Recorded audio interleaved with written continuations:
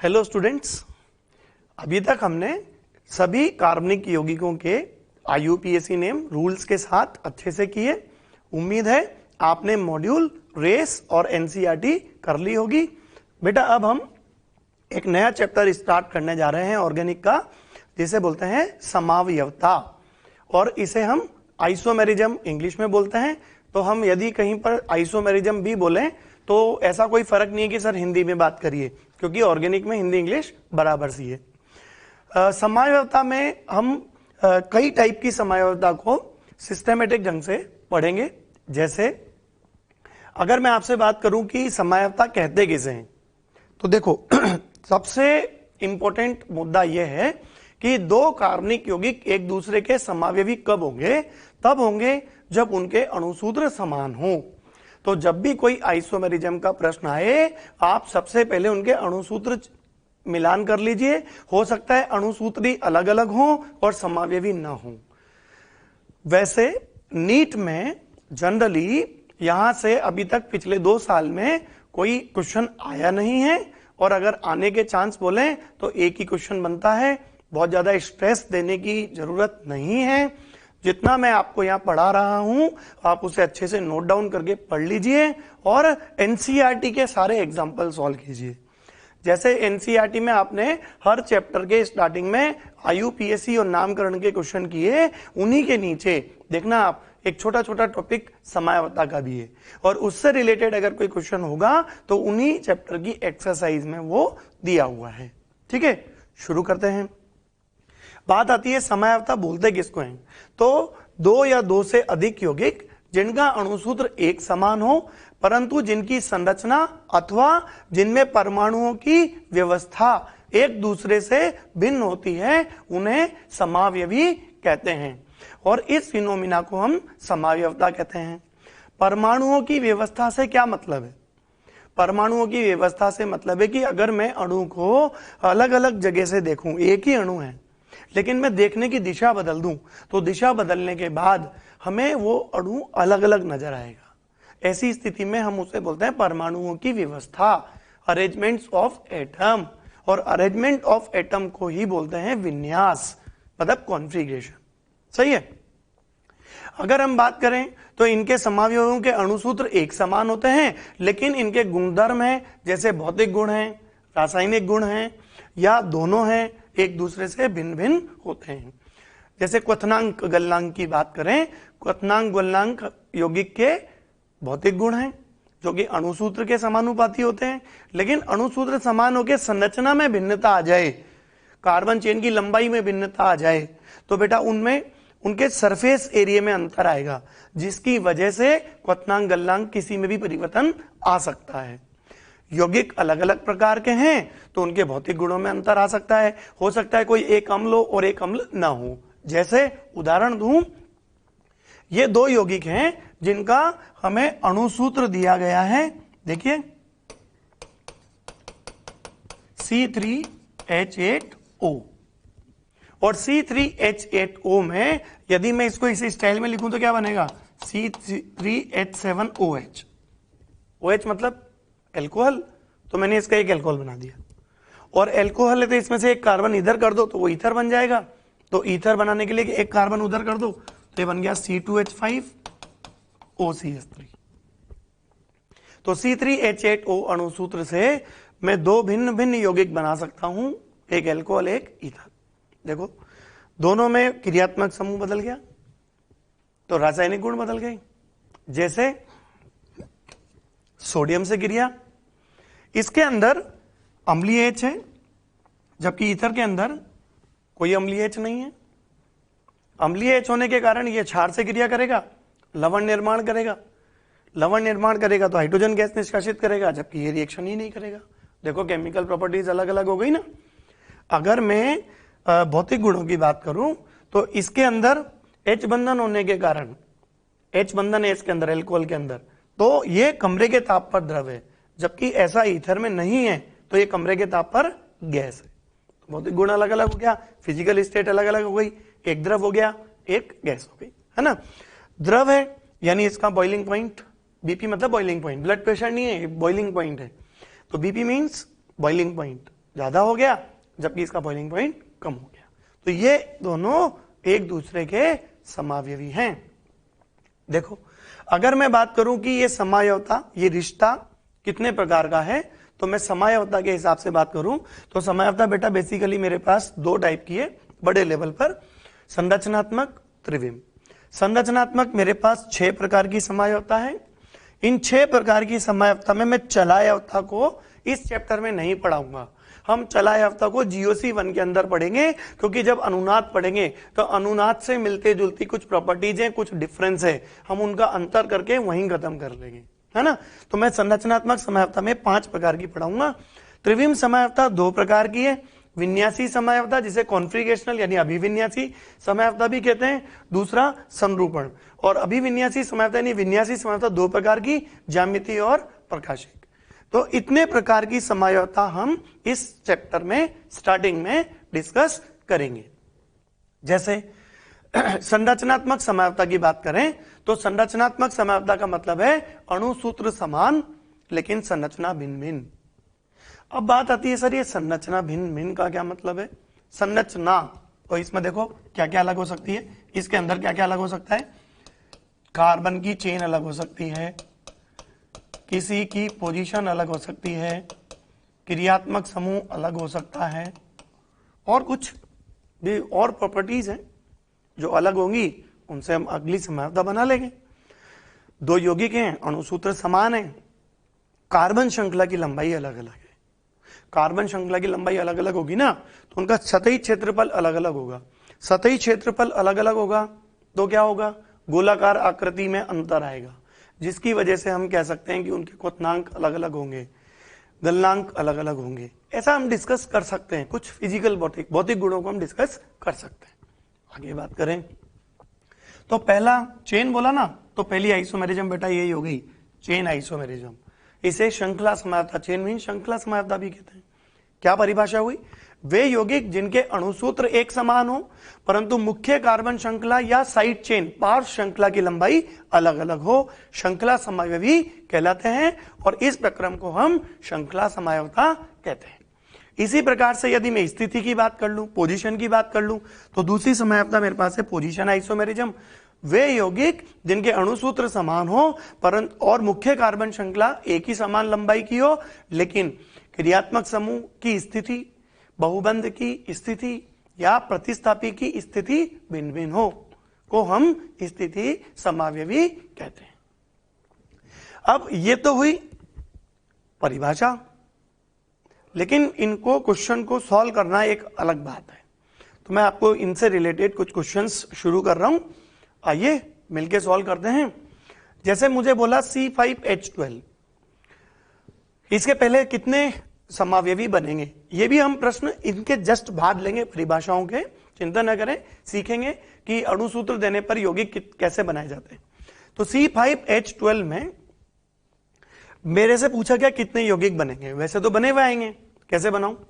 सबसे बढ़िया तरीका, जितने कार्बन है ना पहले उतने कार्बन की चेन बना लो, बन जाएगी। फिर एक कम कर दो, फिर एक और कम कर दो, ऐसे कम कम कम कम करते चले जाओ। पहले अधिकतम बनाना, अधिकतम कार्बन की चेन, फिर एक एक कार्बन की चेन कम करते चले जाओ, आपका आंसर बड़ी जल्दी आएगा। 5 कार्बन है, 5 कार्बन की चेन, देखो 5 कार्बन की चेन, फिर 4 कार्बन की चेन, फिर 3 कार्बन की चेन, सही है। साथ में इसको मैंने पहचाना कैसे, CnH2n+2, देखो n बराबर 5 रखो, आ गया आंसर। अब मैं यदि इसमें कार्बन श्रृंखला की लंबाई गिनूं तो लंबाई देखो 1 2 3 4 5, यहां गिनो 1 2 3 4, यहां गिनो 1 2 3। बेटा कार्बन श्रृंखला की लंबाई अलग अलग है ना, मतलब चेन आइसोमर। तो इसका इन तीनों यौगिकों के बीच एक रिश्ता है, उस रिश्ते को हम बोलते हैं चेन आइसोमेरिज्म। चलो इसे पहचानो। C6H12 मैं आपको स्पेसिफाई कर रहा हूं कि आप मुझे साइक्लिक बना के बताइए, जितने बना सकते हो। वैसे तो बहुत सारे बनेंगे, जैसे मैंने ये 4 बनाए, और भी बन सकते हैं। जैसे मैं एक और बनाऊं तो 4 कार्बन की चेन में इस CH3 को यहां लगा दूं तो अलग होगा, ये 1 2 है वो 1 3 होगा। इसमें मैं एक CH3 को उठा के यहां लगा सकता हूं, हो सकता है एक CH3 को यहां लगा के इसे इथाइल बना दूं, सही है। तो मैं आपसे केवल इन 4 स्ट्रक्चर की बात कर रहा हूं, और स्ट्रक्चर हम बनाते रहेंगे। कैसे करें? लंबी चेन 1 2 3 4 5 6, 1 2 3 4 5, 1 2 3 4, इसे बोलो 1 2 3। किसी में भी कार्बन श्रृंखला की लंबाई समान नहीं है, तो ये आपस में क्या हुए? Chain isomerism. आपस में मतलब पहला दूसरे से, पहला तीसरा, पहला चौथा, दूसरा तीसरा, दूसरा चौथा, तीसरा चौथा, ये सब आपस में चेन आइसोमर्स है। ये है क्वेश्चन का मतलब। फिर देखो क्वेश्चन दिया, इनमें आप रिश्ता बताओ, कैसे करें? पहले कार्बन श्रृंखला की लंबाई के हिसाब से पीसीसी में नंबरिंग करो आईयूपीएसी की। करें? कैसे होगी? 1 2 3 4 करो, 1 2 3, 4 कार्बन 3 कार्बन, एक ही बार में आंसर आ गया बेटा, चेन आइसोमर्स। अगला देखो, अगले वाले में एक पंगा करा हुआ है इस क्वेश्चन में। अगले वाले में इस इथाइल की जगह आपको है ना 2 कार्बन की चेन माननी पड़ेगी, क्योंकि इथाइल में 2 कार्बन होते हैं। तो अगर हमने 2 कार्बन नहीं लिखे ना तो एग्जाम में हमें नजर नहीं आएगा कि क्या होने वाला है। करो नंबरिंग करो, तो नंबरिंग ये बात तो है, नीचे की जगह यहां से 1 2 3 4 5, 5 कार्बन की चेन आएगी।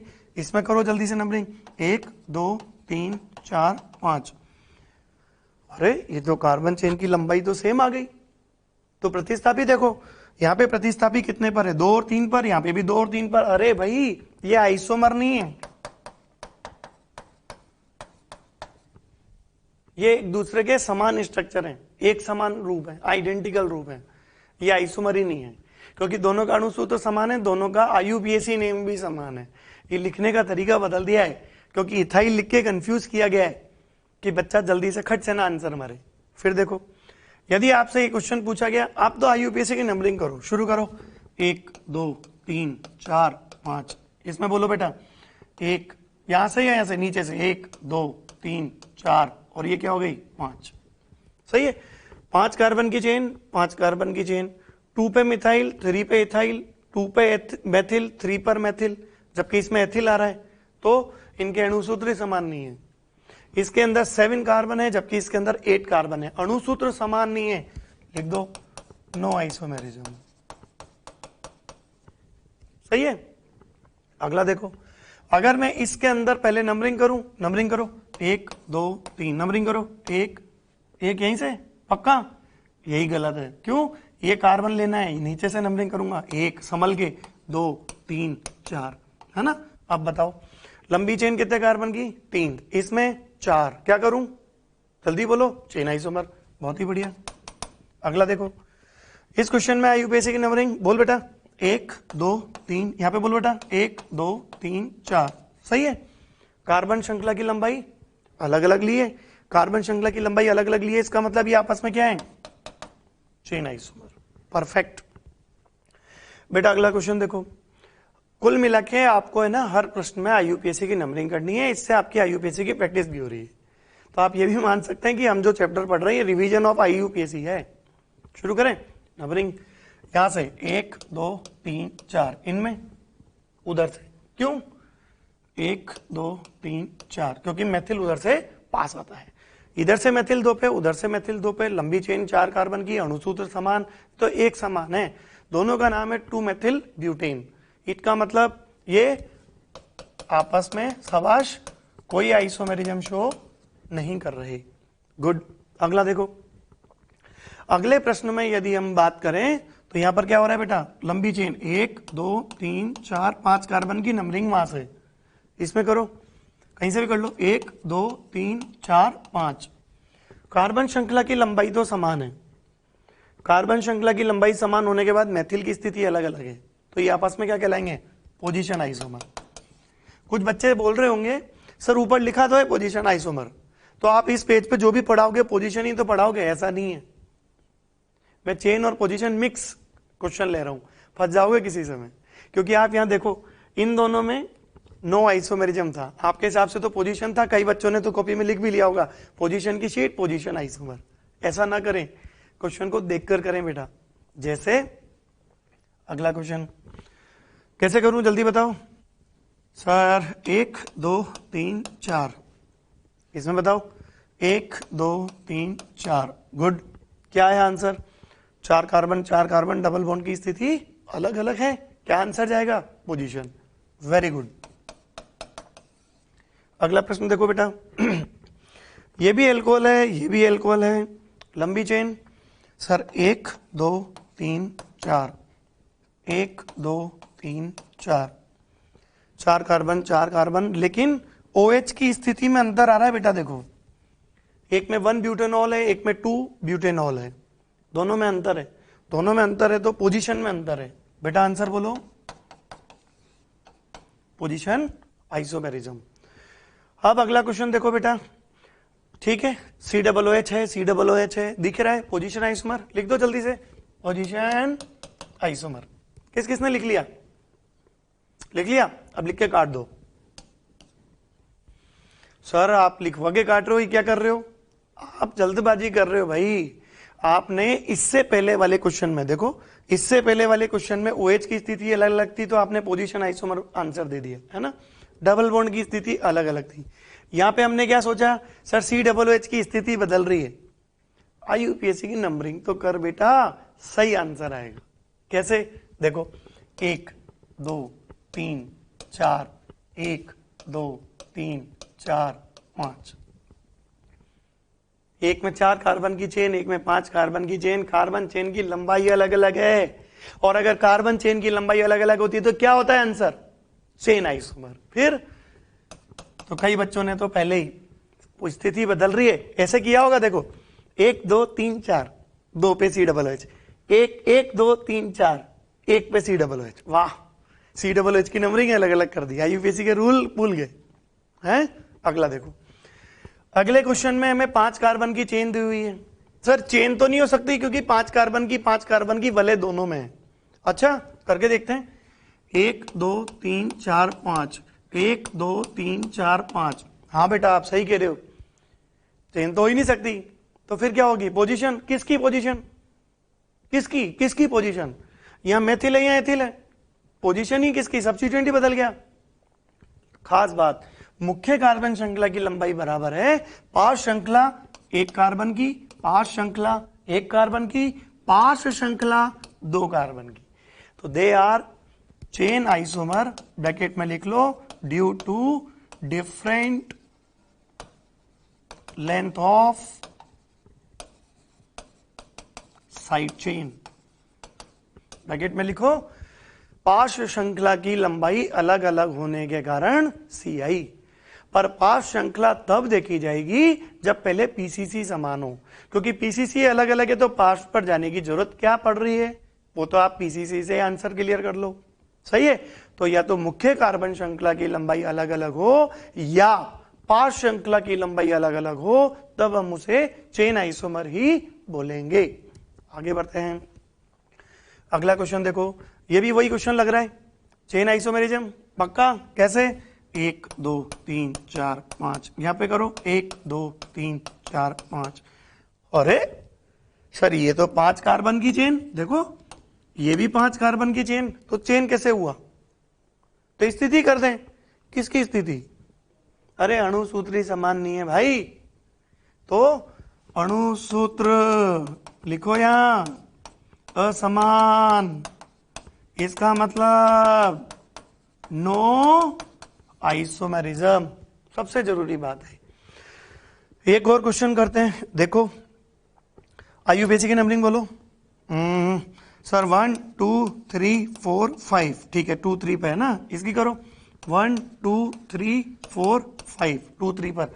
ये तो लिखने का तरीका बदल दिया, और अगर लिखने का तरीका बदल दिया, IUPAC नेम सेम है, अणुसूत्र समान है, 2 और 3 पे डाईमेथिल, 2 और 3 पे डाईमेथिल, 5 कार्बन की चेन, मतलब बात बराबर है, काम की चीज आइडेंटिकल। आप ऐसे लिख सकते हैं आइडेंटिकल, ब्रैकेट में लिख सकते हैं नो आइसोमेरिज्म। अगला एग्जाम्पल देखो बेटा, अगले एग्जाम्पल में अब हमें वलय वाला क्वेश्चन दिया गया है, कैसे करें? तो नंबरिंग करो, नंबरिंग 1, डबल बॉन्ड को देखते ही 1, किधर जाऊं? ऊपर नहीं, क्योंकि डबल बॉन्ड 1 और 2 के बीच में आना चाहिए, बताया था ना, 2 लगातार अंकों के बीच, संभल के 2 3, इसमें बोलो 1 2 3, इसे ही 1 बोला जाएगा क्योंकि डबल बॉन्ड भी पास है बेटा और CH3 भी पास है। देखो दोनों में कार्बन श्रृंखला की लंबाई बराबर है, दोनों में डबल बॉन्ड की स्थिति बराबर है, लेकिन दोनों में प्रतिस्थापी की स्थिति अलग अलग है। फाइनल आंसर बोलो बेटा। सर पोजीशन आइसोमेरिज्म किसकी वजह से? CH3 की स्थिति की वजह से।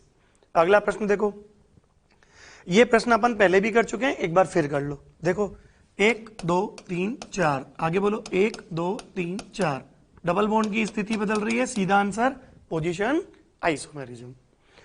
अब देखो इसी पर आधारित मैं आपको कुछ क्वेश्चंस देता हूं, आप अपना दिमाग लगा के, पहला क्वेश्चन मैं बताऊंगा, पहला समझ लीजिए, फिर खुद से दिमाग लगाइए कि प्रश्न को कैसे कर सकते हैं। प्रश्न है कुछ सजातीय श्रेणी में लिख के दे रहा हूं, उसके लिए आपको क्या करना है कि निम्नलिखित यौगिकों में या निम्नलिखित सजातीय श्रेणी में द्वारा श्रृंखला समयावता प्रदर्शित करने के लिए आवश्यक न्यूनतम कार्बन परमाणु की संख्या कितनी होगी। जैसे अल्केन, शुरू करें। देखो अल्केन 2 यौगिक बनाने, एक कार्बन एक कार्बन, कोई समावयवी नहीं है, एक कार्बन एक कार्बन, मेरे हिसाब से तो अभी भी समावयवी नहीं है, आइडेंटिकल है, एक कार्बन और ऐड करें, एक कार्बन एक कार्बन, मेरे हिसाब से तो अभी भी समावयवी नहीं है, सही है। 3 कार्बन की चेन 3 कार्बन की चेन, एक कार्बन और बढ़ाऊं तो अब कोशिश करूं कि एक कार्बन ऐसे बढ़ाऊं कि श्रृंखला अलग अलग हो जाए, क्योंकि श्रृंखला का प्रश्न है। कैसे करूं? एक कार्बन एक कार्बन, अब हो गया 1 2 3 4, 1 2 3, अणुसूत्र समान, कार्बन श्रृंखला की लंबाई अलग अलग, अल्केन है। अब इसमें क्लोरीन मत जोड़ देना कि सर एक क्लोरीन जोड़ के स्थिति बदल दूं या एक COO जोड़ के कार्बन चेन की लंबाई बदल दूं, ऐसे नहीं, जो बोला गया वही लेना है। अल्कीन बोलेगा, जैसे अगला प्रश्न अल्कीन बोलेगा तो एक ही डबल बॉन्ड लेना, 2 डबल बॉन्ड मत लेना, उसमें क्लोरीन ही मत जोड़ना, कुछ और नहीं, क्योंकि कार्बनिक यौगिक नहीं बोला है, सजातीय श्रेणी का प्रश्न है। क्लियर? आगे बढ़ते हैं। अगर मैं इसके अंदर देखूं तो 4 कार्बन 3 कार्बन की चेन, कार्बन श्रृंखला की लंबाई अलग अलग, दर्शा ही रहे श्रृंखला समावता, बेटा न्यूनतम कार्बन कितने आएंगे? 4 कार्बन, है ना। चलो अगली सीरीज खुद से ट्राई करो, शुरू करो। अल्कीन कैसे करूं? अल्कीन में C double bond C double bond C, एक कार्बन एक कार्बन, श्रृंखला तो नहीं बन रही बॉस, कैसे बनाऊं? सर इसमें एक कार्बन यहां जोड़ दो, इसमें एक कार्बन यहां जोड़ दो, आप करके देखो। 1 2 3, 1 2 3 4, पक्का CI है तो बेटा टोटल कार्बन कितने आएंगे? 4। अगला देखो एल्काइन, सर 4, डबल बॉन्ड में 4 आया तो ट्रिपल बॉन्ड में भी 4 आएगा, हाँ सही है बेटा, बना देता हूं, देखो कितना जल्दी बनाऊंगा, ये लो 4, है ना, इसमें भी 4 बना देता हूं, ये लो, बन गया ना, आ गया 4 कार्बन। ऐसे कैसे आ गया? गलत है आपका। क्यों गलत है? क्योंकि बेटा यहाँ कार्बन की 5 संयोजकता की हुई है, कार्बन कब से पेंटावेलेंट हो गया? कार्बन तो टेट्रावेलेंट होता है, 4 संयोजकता ही तो बना सकता है, गलत हो गया आपका प्रश्न। तो इस प्रश्न को करने के लिए क्या करें, ध्यान से देखो, इस कार्बन को हटाओ पहले तो, अब कार्बन श्रृंखला की लंबाई एक और बढ़ा दो और यहाँ कार्बन श्रृंखला की एक लंबाई बढ़ा के यहाँ लिख दो। इसमें देखो 4 कार्बन, 1 2 3 4 5 कार्बन की चेन, और इसमें देखो बेटा 4 कार्बन की चेन, एक तरफ 5 कार्बन की थे, एक तरफ 4 कार्बन की चेन, कार्बन श्रृंखला की लंबाई अलग अलग, श्रृंखला समावता हो गई, टोटल बताओ 5 कार्बन। 4 कार्बन में एल्काइन में श्रृंखला समावता होना संभव नहीं है। आगे बढ़ते हैं। बोला गया है एल्केनेल, एल्केनेल, एल आ रहा है मतलब एल्डिहाइड ग्रुप लेना है, श्रृंखला समावता बनानी है, एल्डिहाइड ग्रुप लेना है, तो ये एल्डिहाइड, ये एल्डिहाइड, ये कार्बन, ये कार्बन, अभी भी नहीं हो रहा, एक कार्बन, मेरे ख्याल में अब हमारा आंसर आ गया है, आंसर CI, और इसमें न्यूनतम कार्बन कितने होंगे? 4 कार्बन। अगला देखो, आपको बोला एल्कोहल, एल्कोहल का मतलब बेटा आपको ROH बनाना है, R मतलब एल्किल समूह, बनाओ जल्दी से। 2 कार्बन पर OH, अभी भी नहीं हो रहा, 2 कार्बन पर OH नहीं हो रहा, 3 कार्बन पर OH, श्रृंखला तो नहीं आ रही, स्थिति आ रही है, श्रृंखला तो नहीं आ रही। क्या करूं श्रृंखला के लिए? एक कार्बन कम ज्यादा करूं, कैसे करूं? तो एक कार्बन आप यहां जोड़ दो, और एक कार्बन आप यहां जोड़ दो, 1 2 3 4, 1 2 3 CI बेटा कितने कार्बन आ गए? 4। बट बस एक ही चीज पकड़ लो इसमें, जो बोला गया ना उसका पालन करो, जो सजातीय श्रेणी बोली उसका पालन करो।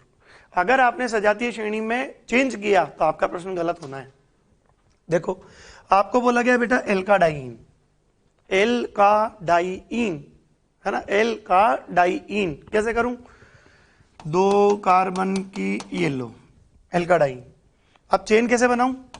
तो यहां पर चेन नहीं बन सकती, एक कार्बन और जोड़ूं, एक कार्बन यहां जोड़ दो, एक कार्बन यहां जोड़ दो, बन गया देखो चेन।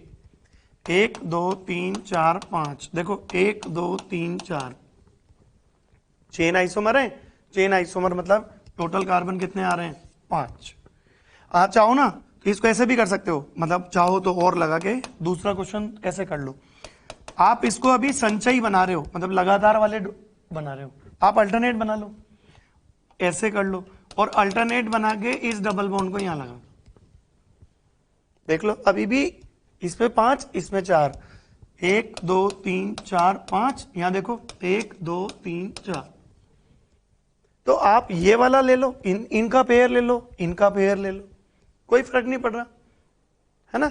यहां पे पोजीशन समान करके चेन अलग कर दी, यहां पे पोजीशन समान करके चेन अलग कर दी, काम की बात। 5 कार्बन।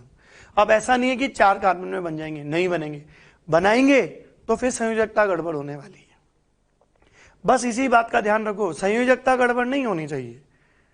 जैसे अगला प्रश्न लिखो, जो हमने श्रेणी ली थी सेम श्रेणी लेनी है।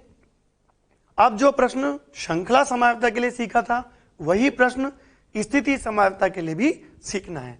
शुरू करें। पहला अल्कीन, सॉरी अल्केन, अल्कीन तो अगला है, अल्केन।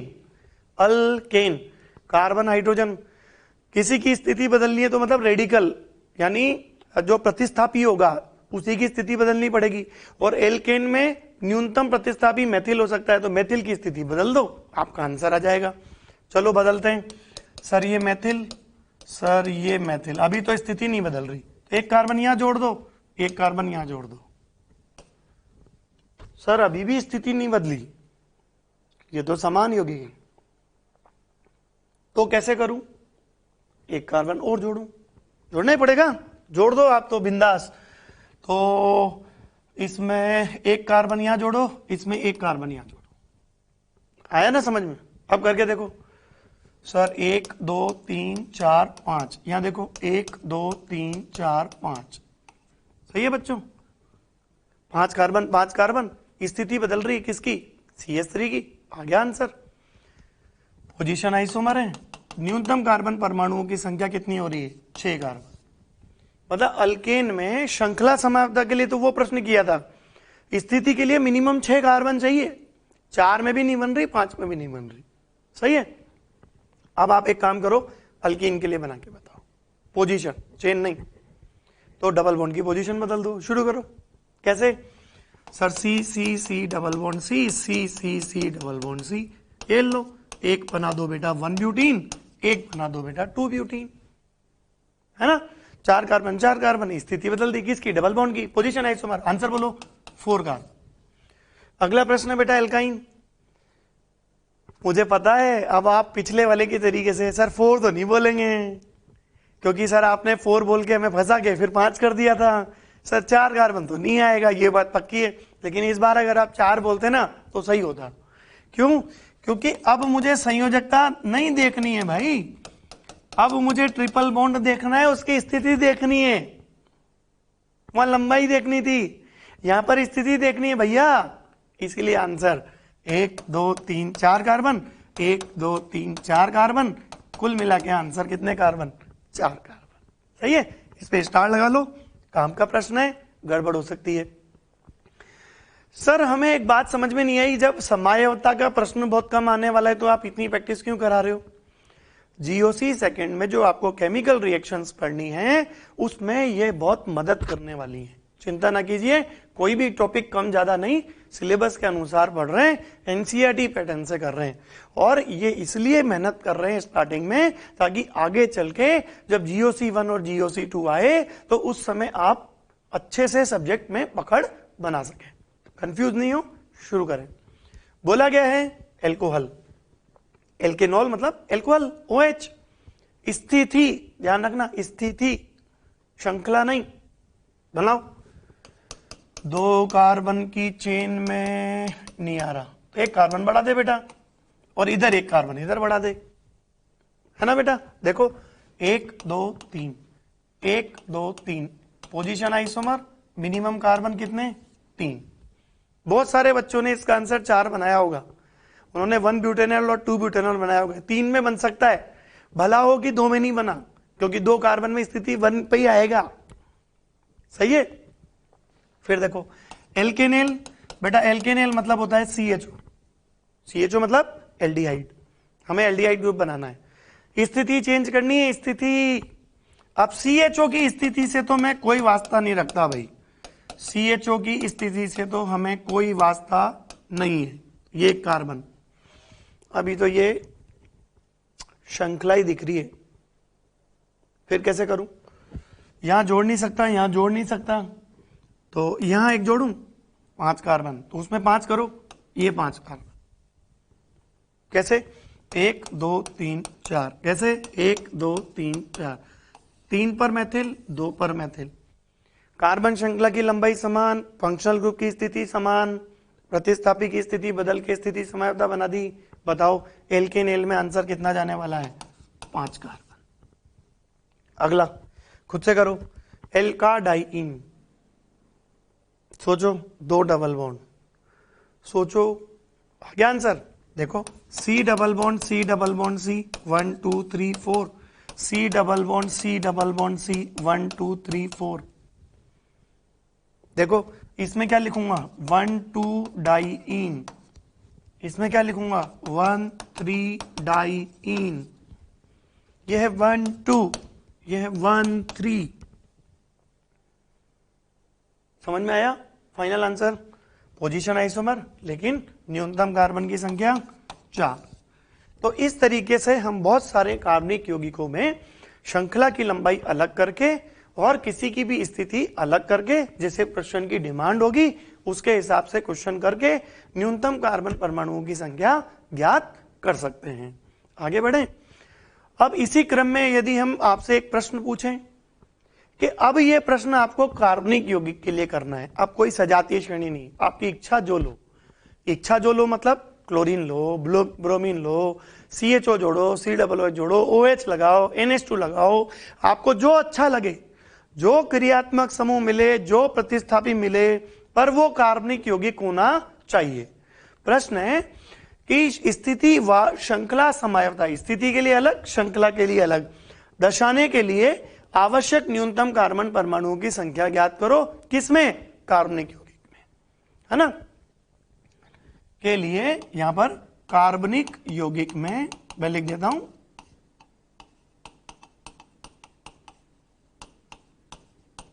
आवश्यक न्यूनतम कार्बन की संख्या क्या होगी। जैसे स्थिति समयवता, सोचें सर एक कार्बन में स्थिति बदल नहीं सकती, 2 में सर नहीं बदल सकती। क्यों नहीं बदल सकती? प्रतिस्थापी बढ़ा दो ना, 2 क्लोरीन ले लो। देखो 2 क्लोरीन लोगे तो आपका आंसर आ जाएगा।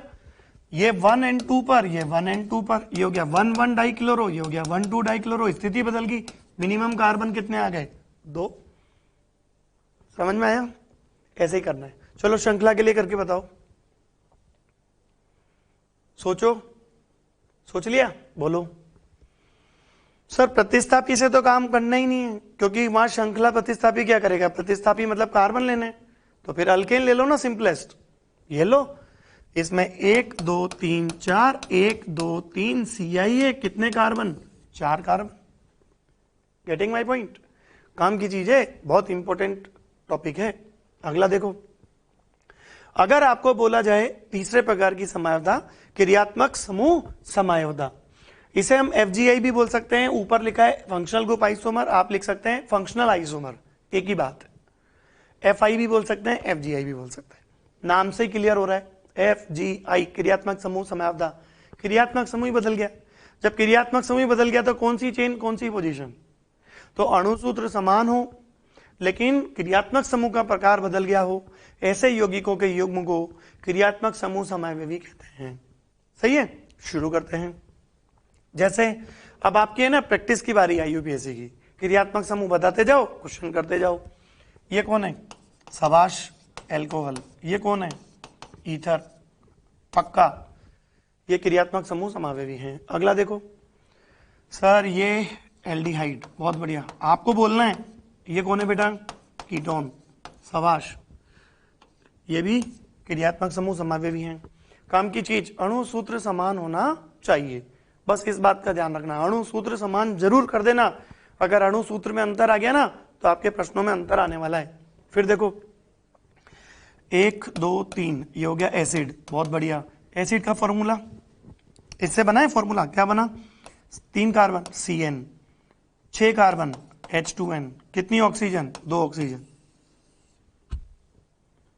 अब 2 ऑक्सीजन किस में आ सकती हैं? एस्टर में। एनहाइड्रेट में तो 3 आएंगी, तो एस्टर बना दो। ये लो, ये एस्टर हो गया, ये हो गया एसिड।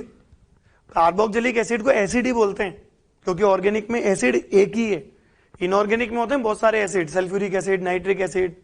यहां तो एसिड मतलब कार्बोक्सिलिक एसिड। एक हो गया एस्टर।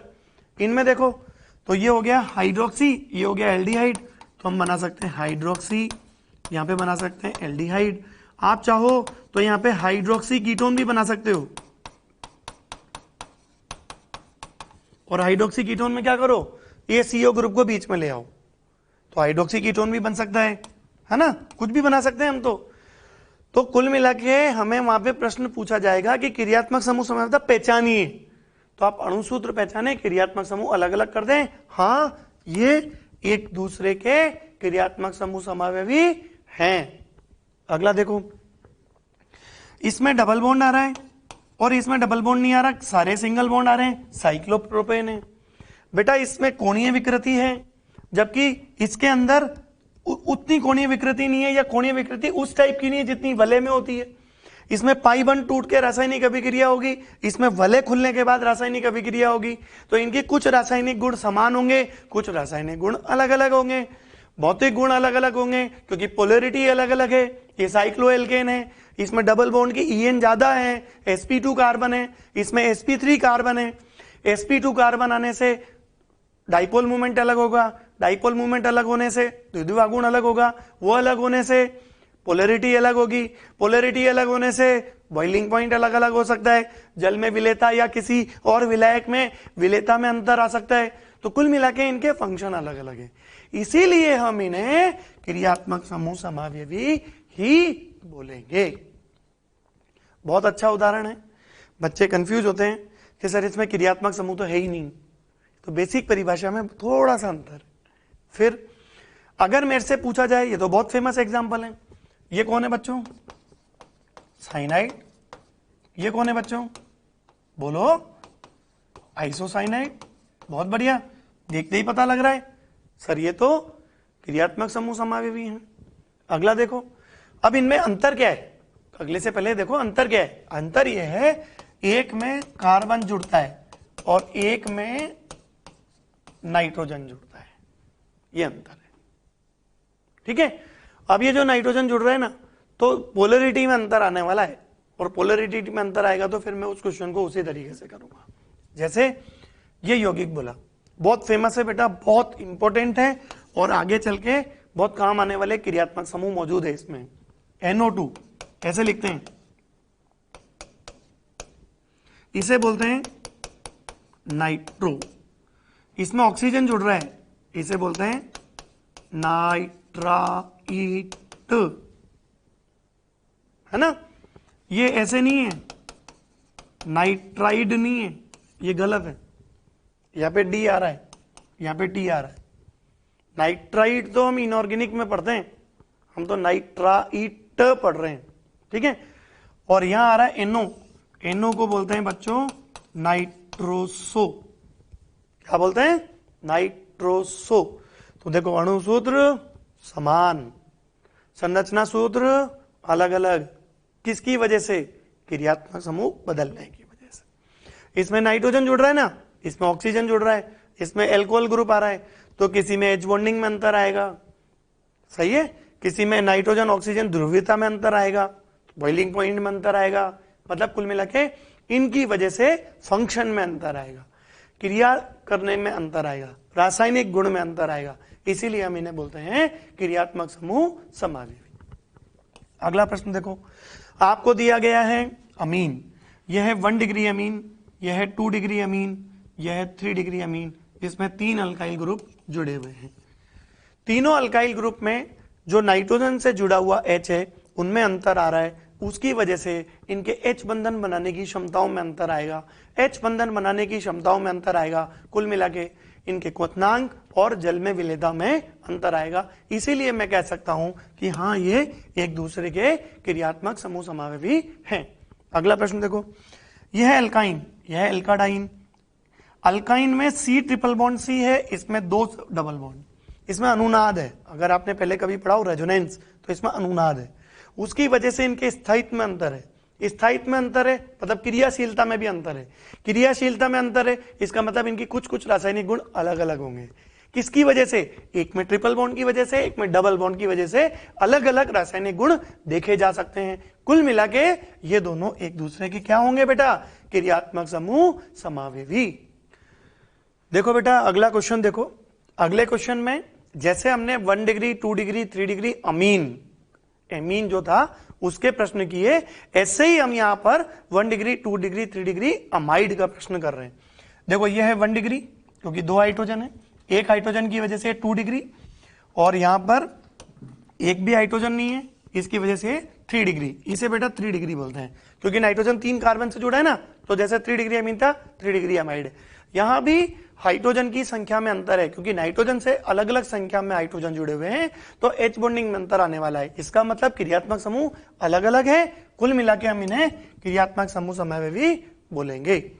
अगला देखो, अगले वाले में एक बहुत ही इंपॉर्टेंट लॉजिक है, फिनोलिक ग्रुप है बेटा, फिनोलिक, फिनॉल, फिनॉल मतलब बेंजीन पर OH, यहां बेंजीन पर OH है, जबकि यहां बेंजीन में जो OH है ना, यहां पे जो OH जुड़ा है ये बेंजीन रिंग से सीधे नहीं जुड़ा है, ये अंतर है, और जो सीधे नहीं जुड़ा ना उसे हम एल्कोहल बोलते हैं।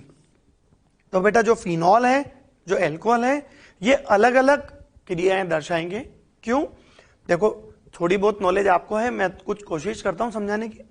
यहां पे इसका लोन पेयर रेजोनेंस करेगा, यहां पे इसका लोन पेयर रेजोनेंस नहीं करेगा, रेजोनेंस करने की वजह से बहुत सारी चीजों में अंतर आने वाला है, अम्लीय सामर्थ्य में अंतर आने वाला है, अम्लीय सामर्थ्य में अंतर आएगा तो ये अलग अलग क्रियाएं दर्शाएंगे, सही है। ऐसे ही हमारे पास ये एक ईथर फंक्शनल ग्रुप है, और बेंजीन रिंग पर जब OCH3 जोड़ देते हैं तो IUPAC में भी हमने इसका एक साधारण नाम देखा था एनिसोल, और हमने याद भी किया था, आज दूसरी बार आया है, याद हो गया होगा, आगे GOC सेकंड में फिर आएगा, फिर याद आ जाएगा।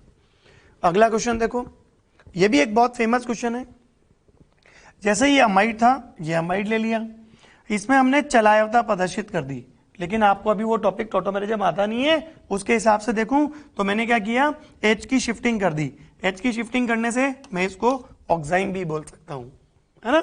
तो कुल मिला के अमाइड और ऑक्साइम, और ऑक्साइम क्रियात्मक समूह वो होते हैं बेटा जिनमें कार्बन और नाइट्रोजन के बीच में तो डबल बॉन्ड हो, है ना, और नाइट्रोजन पे कम एक OH जुड़ा हो, ऐसे क्रियात्मक समूह को ऑक्साइम के नाम से जाना जाता है। तो अमाइड और ऑक्साइम दोनों एक दूसरे के क्रियात्मक समूह समावयवी हैं, तो ये भी हैं, तीनों के तीनों जो यहां बोर्ड पे लिखे हुए हैं ये सब एक दूसरे के क्रियात्मक समूह समावयवी होंगे।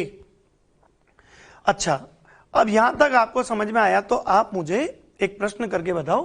देखो ये प्रश्न लिखा हुआ है कि निम्नलिखित में से कौन सा युग्म क्रियात्मक समूह समावयवता का युग्म है, मतलब ये युग्म आपस में क्रियात्मक समूह समावयवी हैं या नहीं।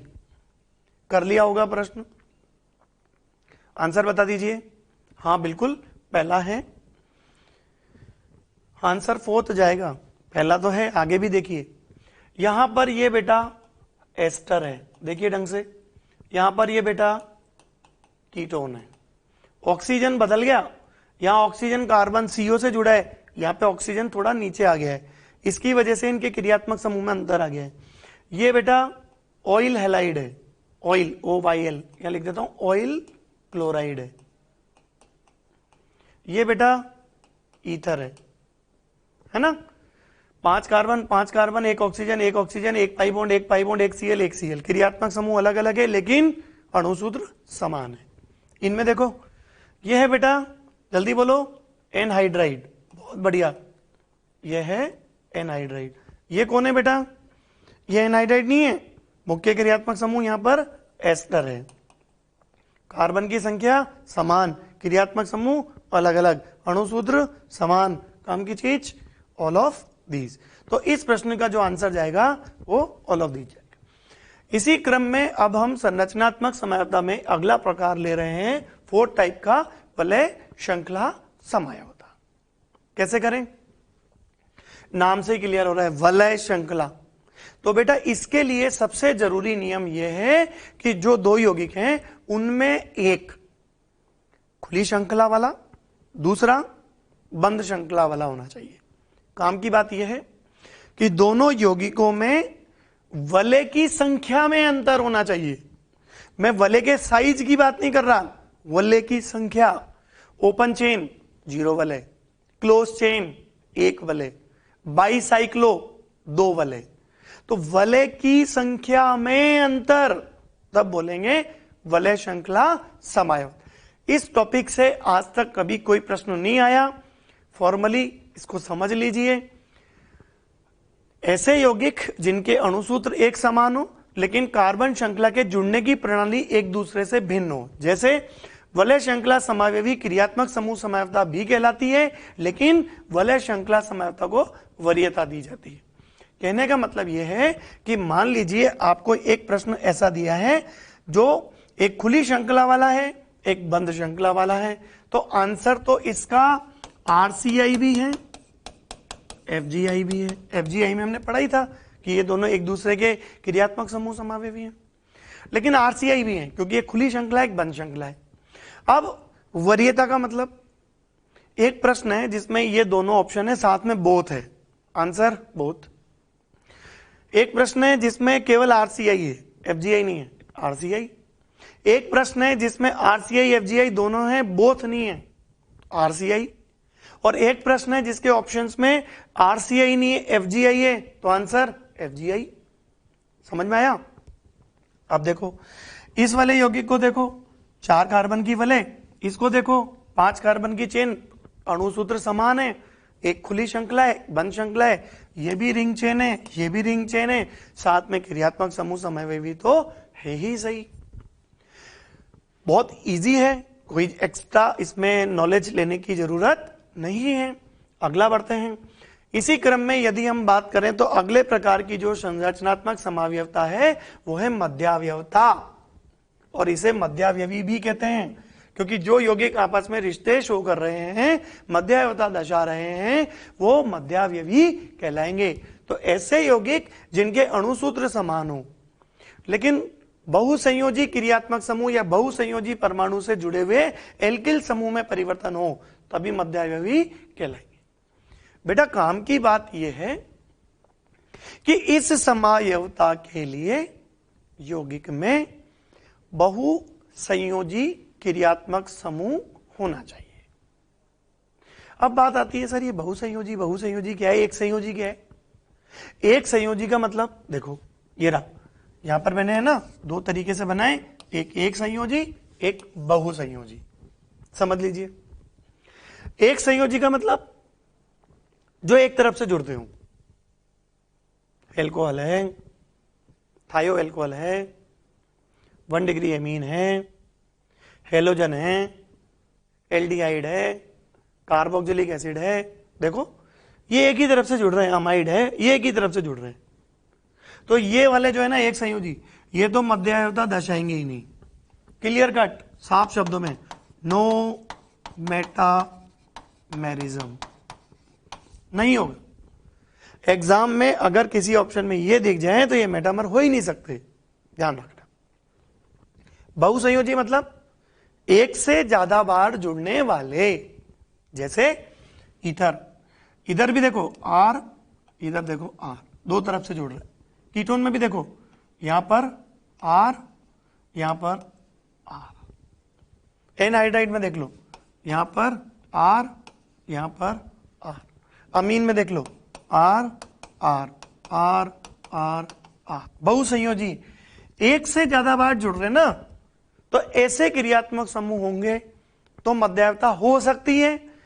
उसके लिए कैसे करना है कि जो ये ग्रुप हैं दो यौगिक के, जब तुलना करेंगे तो इनके एक तरफ या दोनों तरफ एल्किल समूह में परिवर्तन आ जाए।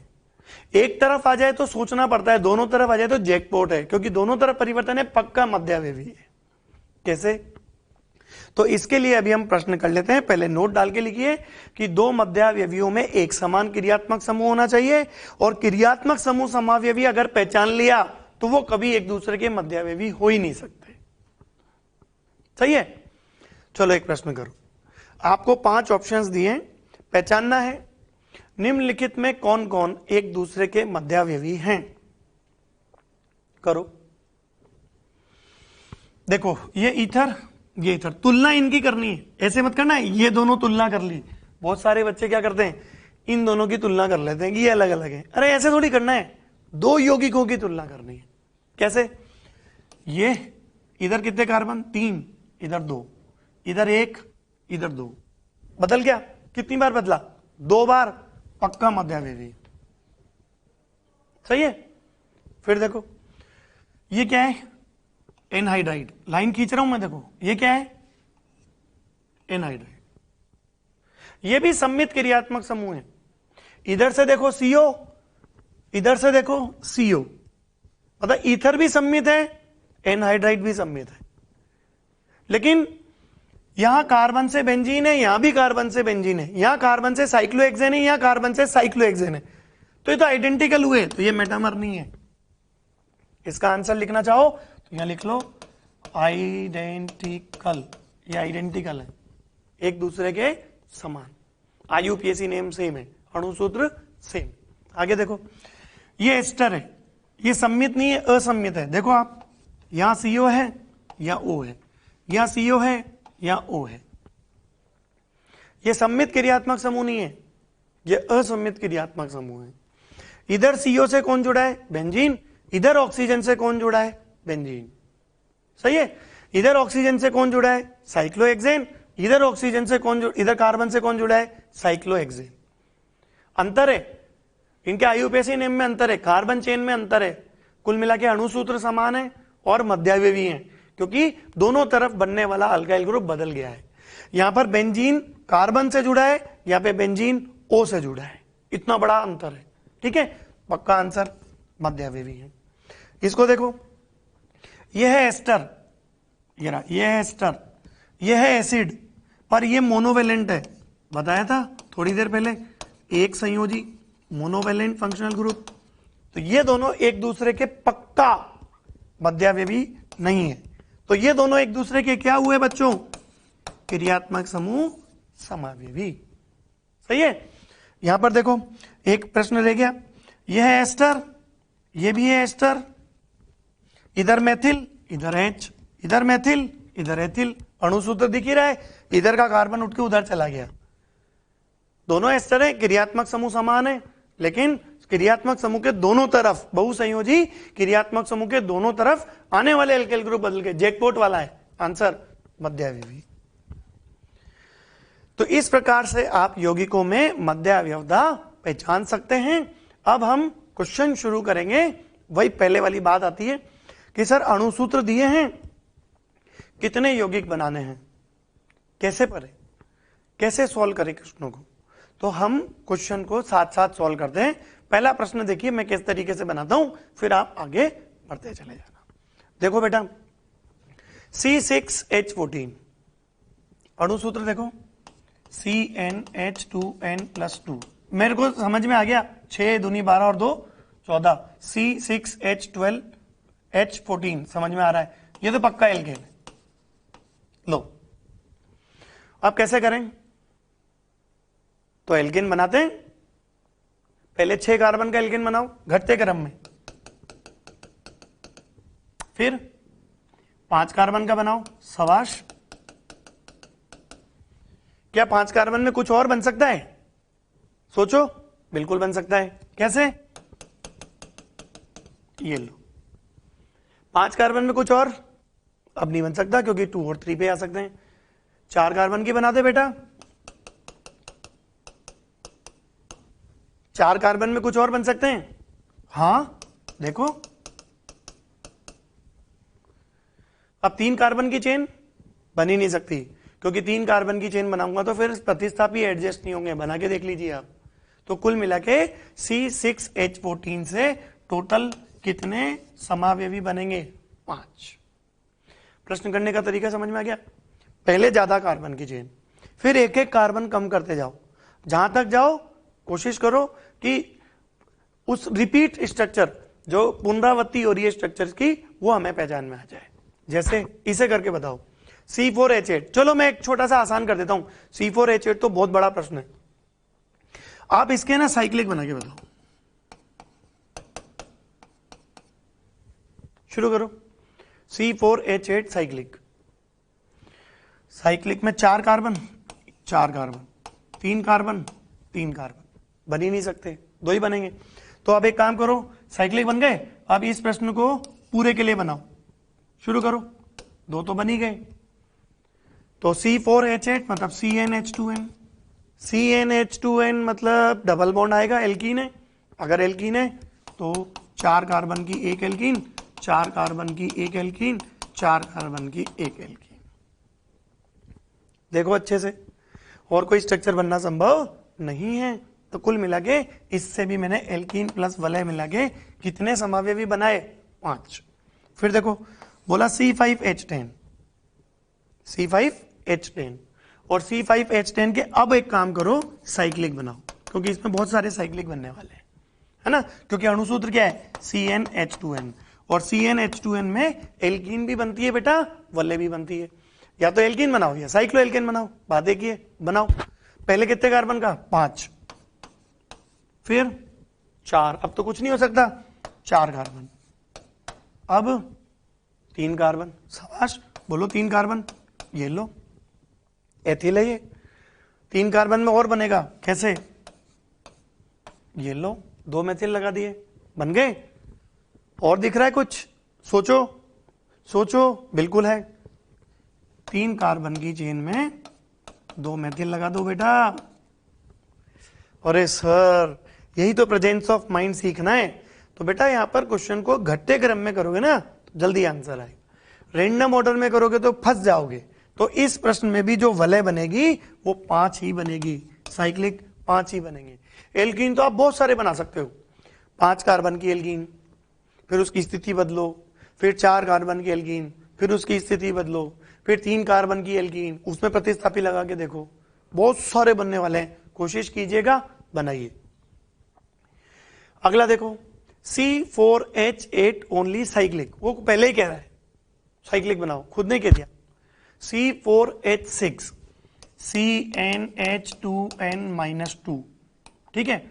इससे एक तो एल्काइन बनेगी, एल्काइन बनेगी तो साइक्लो एल्कीन भी बनेगी, साइक्लो एल्कीन बनेगी, एक पाई बॉन्ड और है, बाई साइक्लो अल्केन भी बनेगी। मुझे 3 टाइप के यौगिक बनाने हैं, 3 टाइप के यौगिक बनाने, पर साइक्लो बोला है तो साइक्लो एल्कीन बनाओ और बाई साइक्लो एल्केन बनाओ और मस्त रहो। शुरू करो। साइक्लो एल्कीन सर 4 कार्बन की, बहुत बहुत बढ़िया, और 3 कार्बन की, शाबाश, बताओ 3 कार्बन की, ये लो 3 कार्बन की, और बताओ। अब तो 3 कार्बन से नीचे की तो वलय बन ही नहीं सकती ना, CH3 की स्थिति भी नहीं बदल सकती, क्या करूं? बाई साइक्लो पे आ जाऊं, बाई साइक्लो 4 कार्बन का, देख लीजिए, इसकी भी संरचना C4H6 से ही बनी है। कुल मिला के कितने समावयवी बन गए? 4। फिर देखो बोला है C3H6Cl2, C3H6Cl2 6 2 8, क्योंकि Cl भी मोनोवैलेंट है, एक संयोजी है, मतलब 3 कार्बन में 8, C3H8 मतलब अल्केन जैसा है, तो 3 कार्बन की चेन बनाऊं, उसमें 2 क्लोरीन लगा दूं। देखो 3 कार्बन की चेन, उसमें 2 क्लोरीन, फिर देखो 3 कार्बन की चेन, उसमें 2 क्लोरीन, फिर देखो 3 कार्बन की चेन, उसमें 2 क्लोरीन, फिर देखो 3 कार्बन की चेन, उसमें 2 क्लोरीन, है ना। अब आईयूपीएसी की नंबरिंग देखो, ये क्या बना बेटा, ये बना 1 1, ये क्या बना बेटा बोलो 1 2, ये क्या बना बेटा 1 3, ये क्या बना बेटा 2 2। स्थिति बदल रही है, समभाव्य भी है, अलग अलग स्ट्रक्चर है, सभी के अणुसूत्र समान है। इन्हें क्या बोलते हैं, जेम। जेम मतलब जेमिनल, जेमिनल मतलब एक ही कार्बन पे 2 समान समूह। ये कौन है बेटा, विस, VIC, हिंदी में भी विसी बोलते हैं, ऐसा नहीं कि सर आप अंग्रेजी में लिख रहे हो, विस। ये जेम भी नहीं है बच्चों, ये विस भी नहीं है, ये कौन है, जेम। तो इस संरचना से 2 जेम बनेंगे, या लिख देता हूं जेम बनेंगे 2, विस बनेगा 1, टोटल कितने बनेंगे 4। एक ही बार में प्रश्न की पूरी हिस्ट्री आ गई अपने पास। अब एग्जामिनर ऐसे भी दे सकता है, इससे कुल कितने जेमिनल क्लोराइड बनेंगे 2। तो प्रश्न की प्रैक्टिस की होगी ना, जल्दी से क्वेश्चन का आंसर आ जाएगा। जैसे आपको बोला बेटा C4H10O, C4H10O कैसे करूं, तो C4H10O में एक काम करो, मेरी तरह करो, CnH2n+2O, अल्केन O मतलब एल्कोहल। अगर एल्कोहल है तो कैसे करूं, CnH2n+1OH, ऐसे बना लो, है ना।